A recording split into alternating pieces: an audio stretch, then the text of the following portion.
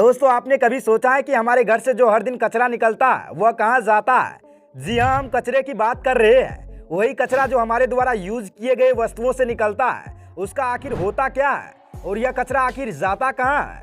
आप कह सकते हैं रिसाइकल होता होगा। हाँ, यह बात सही भी है, लेकिन जरा सोच कर देखिए, अकेले भारत देश से 110 मिलियन टन कचरा निकलता है। आखिर इतना कचरा कौन रिसाइकल करेगा? वैसे दोस्तों क्या होगा जब आपको यह पता चले कि सिर्फ भारत ही नहीं बल्कि पूरी दुनिया के सभी देशों का कचरा अकेले चीन खरीद लेता है? हो सकता है यह सब बात सुनकर आपको अजीब लग रहा हो, लेकिन दोस्तों यह बिल्कुल सच है। लेकिन सोचने वाली बात यह है कि इतने सारे कचरे का चीन आखिर करता क्या है? दोस्तों आज की इस वीडियो में यही बताने वाले हैं कि चीन आखिर इतने सारे कचरे का करता क्या है और इस कचरे का रिसाइकल कैसे करता है।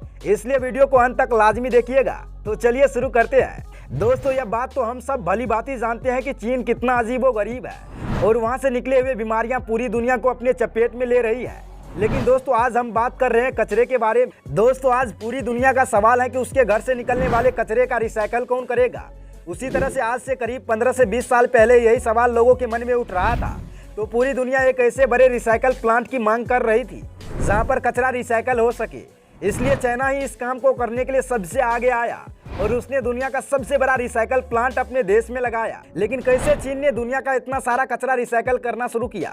उस समय कुछ पश्चिमी देशों ने रिसाइकलिंग को एक्सप्लेन किया था और रिसाइकलिंग के इस प्रोसेस को यूज करके रिसाइकलिंग को शुरू किया था। इसके लिए हर मोहल्ले हर गली में अलग अलग रंग के डस्टबिन भी लगाए गए थे और लोगों को जागरूक करने के लिए काफी सारे एडवर्टाइजमेंट भी लगाए थे। और यह ऐड इस बारे में था कि कौन सा कचरा कौन से रंग के डस्टबिन में डालना है। दोस्तों यह एडवर्टाइजमेंट आप लोगों के पास भी पहुंचा होगा। दोस्तों इस डस्टबिन से होता यह था कि सूखा कचरा अलग रहता था और गीला कचरा अलग। इसके बाद में जब यह सारा कचरा इकट्ठा हो जाता था तब इस कचरे को सबसे पहले मटेरियल रिकवरी फैसिलिटी में भेज दिया जाता था। दोस्तों यहाँ पर लगे वर्कर इस पूरे कचरे में प्लास्टिक के बोतलों और टीन के भंगार और कचरे को अलग कर लेते थे। इसके बाद कचरे का ढेर हाइड्रोलिक मशीन में जाता था, जहाँ पर हाइड्रोलिक मशीन कचरे को बड़े बड़े बक्से के रूप में बना देते थे। दुनिया भर की छोटी छोटी कंपनियां इस कचरे को खरीदती थी, लेकिन उस समय इतने सारे कचरे की वैल्यू नहीं थी। लेकिन इसकी वैल्यू तब हुई जब चीन ने इस कचरे की दुनिया में पैर जमाया, क्योंकि उस वक्त चीन एक ऐसे मैन्युफैक्चरिंग हब बनने का सपना देख रहा था और उस वक्त बहुत सारे मटेरियल बाहरी देशों से इंपोर्ट करता था और ऐसा करके काफ़ी सारे पैसे भी बनाए और धीरे धीरे इस कचरे से उसे बिलियन डॉलर भी नजर आने लगी। और उस समय चीन को पता लग गया था कि उसके मैन्युफैक्चरिंग हब का सपना ऐसे ही पूरा होगा। इसके बाद से चीन पूरी तरह से रिसाइकलिंग के धंधों में उतर चुका था और चीन में कई बड़े बड़े रिसाइकलिंग प्लांट लगाए गए। इतने बड़े प्लांट जो दुनिया में मौजूद किसी भी देश के पास नहीं थे। ऐसा करने की भनक जैसे ही अन्य देश को हुई कि चीन दुनिया भर के कचरे को खरीद रहा है, तो दुनिया भर के देश खुद अपना कचरा लेकर चीन के पास पहुंचने लगा, क्योंकि चीन कचरा बेचने वाले देशों को अच्छा मुनाफा भी देता था और उसी कचरे को रिसाइकल करके उसे बेहतरीन प्रोडक्ट बनाकर उसे समय पर सप्लाई भी कर देता। दोस्तों अब सोचने वाली बात तो यह है कि चीन इतना कम समय में इतना सब कैसे कर रहा था। मतलब सबसे पहले कचरे को रिसाइकल करना, फिर रिसाइकल मटेरियल से नए नए प्रोडक्ट बनाना और समय से भी उस नए प्रोडक्ट को एक्सपोर्ट कर देना। दोस्तों आपको बता दें चीन में लेबर चार्ज बहुत सस्ता है और वहाँ पर इस तरह के लेबर की कोई भी कमी नहीं। ऐसे वेस्ट कचरा को खरीदकर उसने धीरे धीरे दुनिया में मौजूद हर देश में कचरा खरीदा और उसे रिसाइकल किया।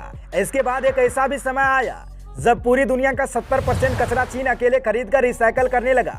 दोस्तों चीन ने कितना सारा कचरा रिसाइकल किया, इस बात का अंदाजा आप इसी बात से लगा सकते हैं कि साल 2016 में अमेरिका ने 7 मिलियन टन कचरा रिसाइकल करने के लिए चीन के पास पहुंचाया था।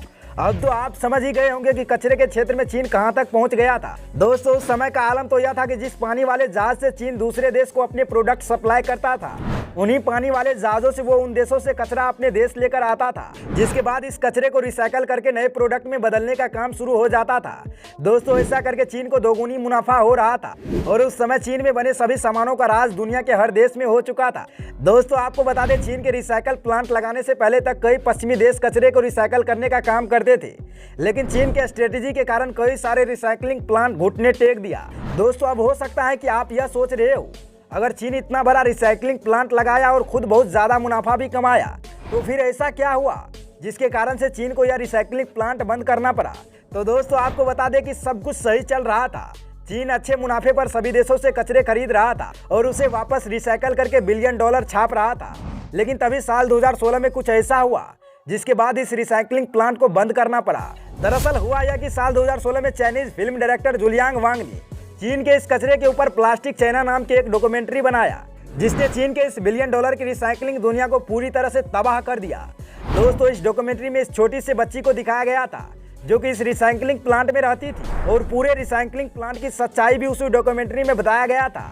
दोस्तों, इस डॉक्यूमेंट्री के अनुसार वहां के हालात बद से बदतर थे। इस डॉक्यूमेंट्री के थ्रू जब दुनिया के लोग वहां के हालात देखे तो यह सब देखकर दंग रह गए। दोस्तों, आपको बता दें, इस डॉक्यूमेंट्री ने बहुत सारे अवार्ड भी जीते थे, लेकिन दोस्तों चीन इतनी आसानी से अपनी किसी भी आदत से बाज कहाँ आने वाला था, और ऐसा ही हुआ। यहाँ की उसने इस डॉक्यूमेंट्री को अपने पूरे देश में बैन कर दिया। लेकिन दोस्तों, तब तक तो बहुत देर हो चुकी थी, क्योंकि अब तक तो यह डॉक्यूमेंट्री पूरी दुनिया में वायरल हो चुकी थी और इससे पूरी दुनिया में चीन की बहुत ज़्यादा आलोचना हुई। धीरे धीरे 1 साल बीत गया, लेकिन उसके बाद भी चीन में बने रिसाइकलिंग प्लांट के ऊपर कोई भी ठोस कदम नहीं उठाया गया था। लेकिन फाइनली सितंबर 2017 में चीन के राष्ट्रपति Xi Jinping World Trade Organization में जाकर यह ऐलान कर दिया कि अब वह दुनिया से आने वाले कुछ खास तरह के कचरे को बिल्कुल भी रिसाइकल नहीं करेंगे। इस खास तरह के कचरे में कॉटन, वुड, प्लास्टिक और पेपर भी शामिल थे। दोस्तों, चीन ने इस लिए गए फैसले को ऑपरेशन नेशनल स्वाद नाम दिया। दोस्तों, इस ऑपरेशन के तहत चीन का यह कहना था कि अब वह जो भी कचरा रिसाइकल करेगा उसमें दुनिया भर के कचरे की थोड़ी ही मात्रा होगी। इसके साथ ही वह अपने देश के कचरे को रिसाइकल करेगा और वह इसी कचरे से वापस फिनिश प्रोडक्ट बनाएगा। दोस्तों, चीन ने ऐसा कदम इसलिए उठाया था क्योंकि चीन में होने वाले पोल्यूशन को कंट्रोल किया जा सके। दोस्तों, आपको बता दें, जहाँ पर भी कचरे का रिसाइकल किया जाता है वहाँ पर वायु पोल्यूशन होने लगता है। फिर जरा सोचिए, चीन इतनी बड़ी मात्रा में कचरे का रिसाइकल कर रहा था, फिर पूरे चीन में कितना वायु प्रदूषण हुआ होगा। दोस्तों, चीन ही नहीं बल्कि उन दिनों उसके पड़ोसी मुल्क में भी वायु प्रदूषण कुछ ज़्यादा ही होने लगा था, जिससे लोगों को अलग अलग तरह की बीमारियां होने लगी थी।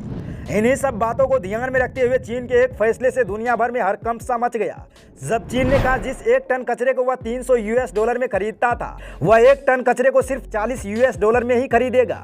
इतना ही नहीं, उसने यह भी ऐलान किया कि हमारे पास जो भी कचरा रिसाइकल करने के लिए आएगा वो पूरी तरह से साफ होना चाहिए। अगर उसमें थोड़ी सी भी गंदगी दिखी तो उस कचरे को दोबारा चीन अपने देश में रिसाइकल करने के लिए इंपोर्ट नहीं करेगा। दोस्तों, इस फैसले के बाद मलेशिया और थाईलैंड जैसे देशों को भी नया काम मिल गया, क्योंकि अब कचरा डायरेक्ट चीन में रिसाइकल होने के लिए नहीं जाता था, बल्कि पूरी दुनिया भर का कचरा पहले मलेशिया और थाईलैंड जैसे देशों में साफ होने के लिए भेज दिया जाता है, जिसके बाद ही इसे चीन में रिसाइकल करने के लिए भेजा जाता है। दोस्तों, ऐसा इसलिए किया जाता है क्योंकि चीन के वातावरण को खासा नुकसान न हो, और इसी बात को ध्यान में रखते हुए दुनिया की बड़ी बड़ी इन्वेस्टर कचरे को साफ करने वाले प्लांट में इन्वेस्ट कर रहे हैं। इसके साथ साथ आज पूरी दुनिया में बहुत बड़ी परेशानी खड़ी हो चुकी है, और परेशानी यह है कि पूरी दुनिया में इतना ज्यादा कचरा मौजूद है कि इसे रिसाइकल करना आसान नहीं है। दोस्तों, आपको क्या लगता है, क्या सच में जैसा चीन बता रहा है वो ऐसा कर रहा होगा, या उसके पीछे कोई ऐसी साजिश है जिससे दुनिया अनजान है? हमें कमेंट करके जरूर बताएं। उम्मीद करते हैं हमारी यह वीडियो पसंद आई हो। अगर हाँ तो वीडियो लाइक करके अपने दोस्तों के साथ शेयर जरूर करें, और ऐसे इंटरेस्टिंग और यूजफुल वीडियो के लिए हमारे चैनल को सब्सक्राइब करके बेल नोटिफिकेशन को जरूर ऑन कर ले। धन्यवाद।